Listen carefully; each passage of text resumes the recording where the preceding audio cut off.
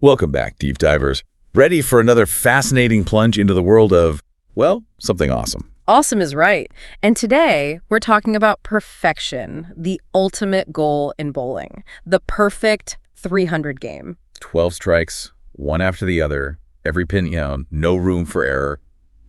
I gotta admit, as a casual bowler, I can't even fathom it. It's just, well, it's mind-boggling. It really is. And it's what makes it so captivating, right? It's that blend of skill, precision, and a little bit of luck. Oh yeah, luck's gotta play a role, right? Like, what are the chances? Well, speaking of chances, for us regular folks, the odds of rolling a perfect 300 are about 1 in 11,500. Okay, wow.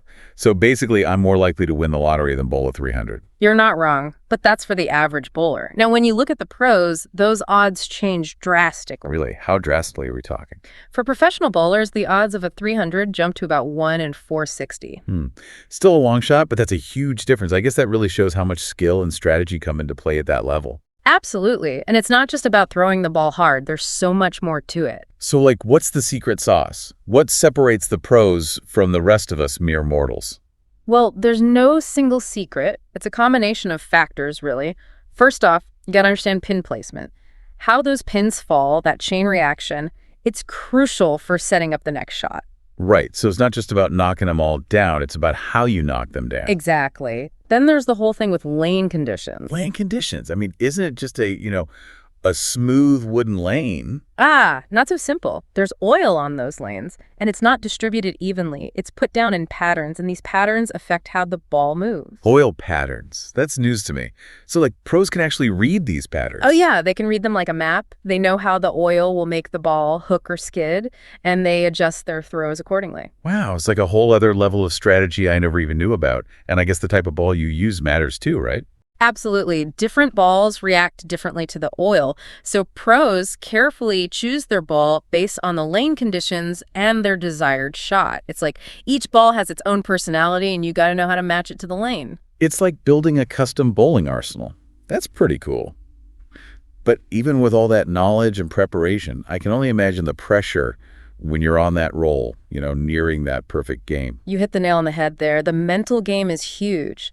Studies actually show that staying calm and focused under pressure drastically affects performance. I can totally see that. It's like when you're taking a test or giving a presentation, if you let the nerves take over, you're doomed. Exactly the same principle. In those high-pressure situations, whether it's bowling or anything else, your mind can either be your biggest asset or your worst enemy. It's amazing, though, some of the stories you hear.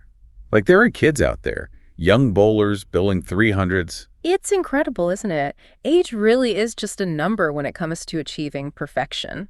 And then you have those who push the boundaries even further. Like, there's Ben Katola. Yes, Ben Katola. He bowled a 300 in under 90 seconds. It's a record. Under 90 seconds? How is that even possible? He strategically switched lanes. He noticed one lane was playing faster than the other, meaning the ball moved quicker down the lane.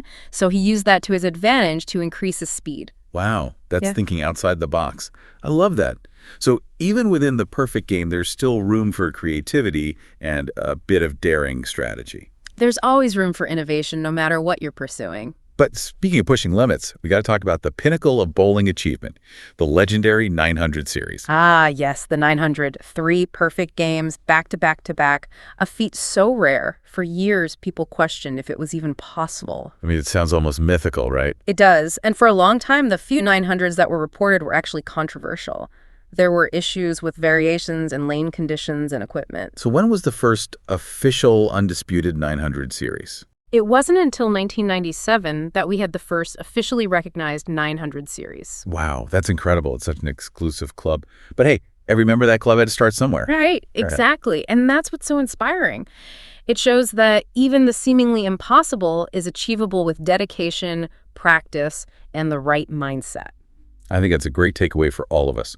Whether we're trying to bowl a 300, master a new skill, or achieve any personal goal, it's about breaking it down, understanding the elements, putting in the work, and maybe hoping for a little luck along the way. Couldn't agree more. And you know what I find fascinating about these achievements, the 300s and 900s, is that they reveal something profound about the human spirit.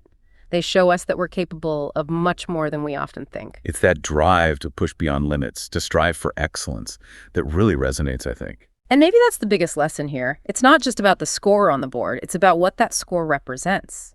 The dedication, the perseverance, the mastery of something challenging. Yeah. And I think that's something we can all apply to our own lives, whatever our personal 300 game may be. Absolutely. So next time you're facing a challenge or feeling like something's impossible, remember those bowlers out there chasing perfection. And remember, it all starts with that first step. And who knows, maybe someday you'll be the one telling your story of defying the odds and achieving your own version of a perfect game. That's it for this deep dive, folks. Thanks for joining us.